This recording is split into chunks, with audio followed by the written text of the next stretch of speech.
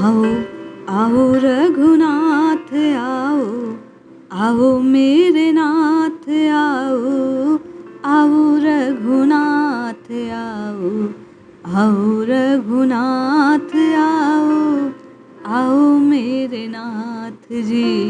मानस की गंगा को प्रभु जी मन आंगन में बहा दो, मानस की गंगा को प्रभु जी मन आंगन में बहा दो।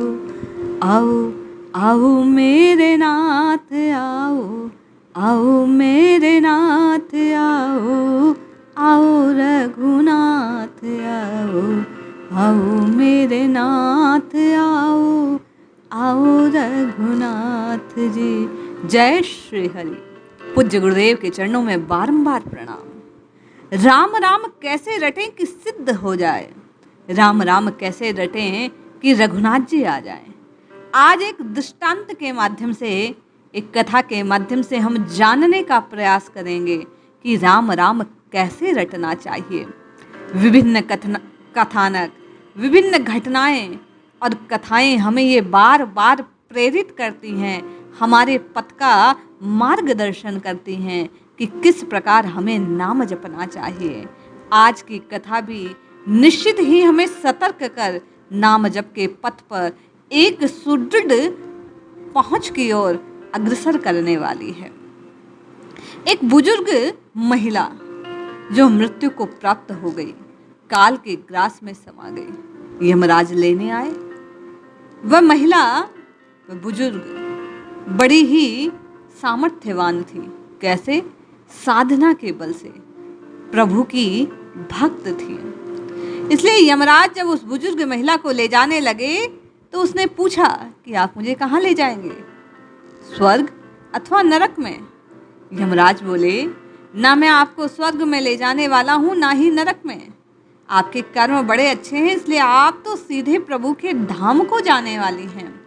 वो बड़ी खुश हो गई, बोली, आपका बड़ा बड़ा बड़ा आभार, पर मेरी आपसे एक विनम्र निवेदन है।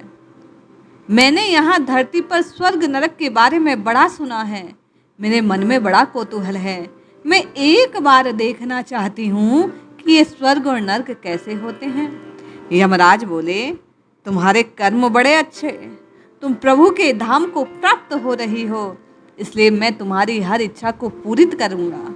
मैं तुम्हारी इच्छा को पूरा करने के लिए जब प्रभु के धाम तुझे लेकर जा रहा हूँ तो रास्ते में स्वर्ग और नरक का भी दर्शन करा दूंगा। वह महिला प्रसन्न हो गई। दोनों चलने लगे। यमराज के पीछे पीछे वह बुजुर्ग महिला चल रही है तो पहले नरक आया। नरक में पहुंचकर उस बुजुर्ग महिला ने देखा, उस वृद्धा ने, कि जोर जोर से रोने की आवाजें आ रही हैं। सभी दुबले पतले से हीन कीन प्रकार के लोग दिखाई दे रहे हैं। नाना प्रकार के रुग्ण रोग उनके शरीरों को घेरे हुए हैं। औरत ने एक व्यक्ति से पूछा, आप सबकी ये हालत क्यों? वह बोला, नरक में रहने वालों की हालत क्या ऐसी नहीं होगी? मरने के बाद यहाँ ऐसे ही होता है। न जाने कितने दिनों से हमने भोजन नहीं किया, हमारी भूखी आत्माएं तड़प रही है। बुजुर्ग औरत की नज़र उसी समय एक विशाल पतीले पर पड़ी जो कुछ ऊंचाई पर था। उस पतीले के ऊपर एक विशाल चम्मच भी लटक रहा था। उस पतीले से बड़ी खुशबू आ रही थी। उस ओर इशारा कर उस बुजुर्ग महिला ने पूछा, भाई ये क्या है नरक में? वह व्यक्ति बोला, इसमें स्वादिष्ट खीर है, भरा है ये लबालब खीर से। महिला बोली, फिर तुम भूखे क्यों मर रहे हो? पेट में भूख है, सामने अन्न है, रो रो कर किसे बुला रहे हो? बोले, देखती नहीं कितना ऊंचा है वह पतीला, कैसे पहुंचे? हम तो तरस गए हैं उसे खाने को। वह सोचने लगी, बेचारों को नरक में कैसा कष्ट दिया जाता है। खीर का स्वादिष्ट पतीला सामने है और ये भूख से बेहाल है। लगता है ईश्वर ऐसे ही दंड देता है नरक में। यमराज बुजुर्ग महिला से कहने लगा, चलो देर हो रही है। ऐसा सुनकर वह बुजुर्ग महिला यमराज के पीछे पीछे चलने लगी। अब दोनों चलते चलते स्वर्ग के द्वार पर पहुंच गए। वह महिला देखती है, यहाँ तो सब हंस रहे हैं, खिलखिला रहे हैं, आनंद है यहाँ। सब लोग खुश दिखाई दे रहे हैं। उन्हें खुश देखकर उस बुजुर्ग महिला ने एक व्यक्ति से पूछा, जैसे नरक में उसे एक ऊंचा पतीला दिख रहा था, उसी प्रकार का एक पतीला यहाँ भी है, किंतु उसी प्रकार ऊंचा लटका हुआ चम्मच लटका है उसमें। उस ओर इशारा कर उस महिला ने उस व्यक्ति से पूछा जो स्वर्ग में था, ये क्या है? स्वर्ग के लोग बोले एक साथ, इसमें स्वादिष्ट खीर है। बुजुर्ग महिला बोली, किंतु यह तो बहुत ऊंचा है, आप लोगों का हाथ आता नहीं, तो आप भूखे रहते होंगे। वे बोले, क्यों? हम सबको खाना मिलता है, हम स्वादिष्ट खीर का पान करते हैं, हम तो भूख से बेहाल नहीं होते, इसीलिए तो हम प्रसन्न रहते हैं, भरपेट खीर खाते हैं, आनंद से सोते हैं, प्रभु की माया का आनंद लेते हैं। वह औरत बोली, इतना ऊंचा है ये पतीला, इस तक पहुंचते कैसे हो? स्वर्ग के रहने वालों ने कहा, तुम देखती नहीं यहाँ कितने सारे पेड़ हैं, ईश्वर ने कितने पेड़ पौधे, नदी झरनों की व्यवस्था कर रखी है। इन पेड़ों से हमने लकड़ी ले ली, काटा, फिर टुकड़ों को जोड़कर एक विशाल सीढ़ी बना ली और उसी के सहारे हम पतीले पर पहुंच जाते हैं, आनंद से बारी बारी खीर खाते हैं और स्वर्ग का आनंद लेते हैं। वह बुजुर्ग महिला यमराज की ओर देखने लगे। यमराज मुस्कुराए, बोले, देवी, ईश्वर ने स्वर्ग और नरक मनुष्यों के हाथों में सौंप रखा है, चाहे तो अपने लिए नरक बना ले, चाहे तो अपने लिए स्वर्ग बना ले।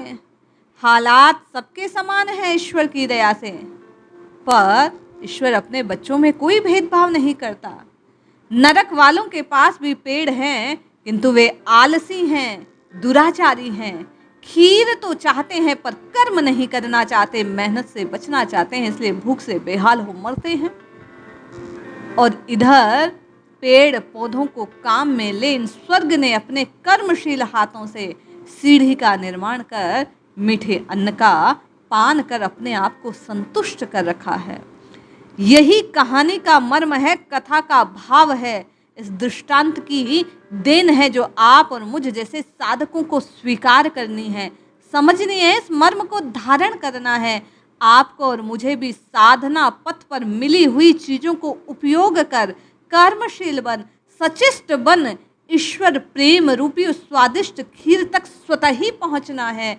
अपनी परिस्थितियों का, अपने हालात का रोना नहीं रोना है, इस संसार की माया में पड़कर अपने जीवन को बेहाल करना नहीं है। राम राम राम राम रटने से राममय हुआ जा सकता है, किंतु वह राम राम राम राम क्रियाशील होकर रटना है। जीवन में विकार रूपी पेड़ों को काट डालना है, उनके ऊपर सत्कर्म रूपी भाव को बिठाना है, उन भावों को जोड़ जोड़ कर एक मजबूत सीढ़ी बनानी है और प्रेम रूपी उस पतीले तक पहुंचकर उसका पान कर आनंद रूपी परमात्मा को आपको और मुझे प्राप्त करना है। राम राम राम राम कैसे रटना है, ये कथा भाव प्रकट करती है कि सतर्क रहकर, सचेष्ट रहकर हमें और आपको राम जप करना चाहिए, नाम की रटना लगानी चाहिए। राम राम राम राम रटने का भाव हृदय में रखकर प्रभु के प्रति प्रेम और श्रद्धा को हृदय में धारण करना चाहिए। इस प्रकार प्रेम रूपी अमृत का पान कर परमात्मा रूपी आनंद तक पहुंचना है। इसलिए जपिए जपिए जपिए नित्य निरंतर केवल और केवल प्रभु का नाम जपिए, श्रद्धा से, विश्वास से, सचेत होकर, सतर्क होकर, कर्मशील बनकर अपने नियत कर्तव्यों का पालन करते हुए अपने हृदय में प्रभु के प्रति प्रेम के भाव को समाते हुए नित्य निरंतर केवल और केवल प्रभु के नाम को रटिए, कल्याण अवश्य होगा। जय श्री हरि।